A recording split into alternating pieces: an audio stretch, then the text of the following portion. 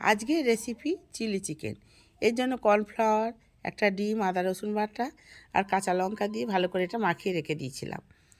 এবার ওটাকে আধ ঘন্টা বাদে তুলে নিয়ে এপিট ওপিট করে উল্টে পাল্টে ভেজে নিলাম।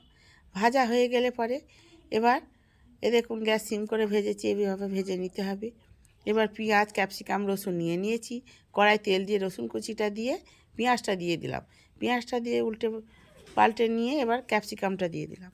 ক্যাপসিকামটা দিয়ে বেশ একটু ভাজা হয়ে গেলে পরে এবার ওতে একটু নুন দিয়ে দিলাম পরিমাণ মতো। নুনটা দিয়ে ভালো করে মিশিয়ে নিয়ে সয়া সস, টমেটো সস সব দিয়ে দিলাম। এক এক করে বাটি ধোয়া জল দিয়ে একটু সামান্য চিনি দিয়ে আর পকোড়াগুলো ঢেলে দিয়ে নেড়ে চেড়ে নামিয়ে নিলেই আমাদের চিলি চিকেনের রেসিপি রেডি। এইভাবে করে দেখবেন। ফেসবুক থেকে দেখলে ফলো করবেন, ইউটিউব থেকে দেখলে আমার চ্যানেলটাকে প্লিজ সাবস্ক্রাইব করে দেবেন। নমস্কার।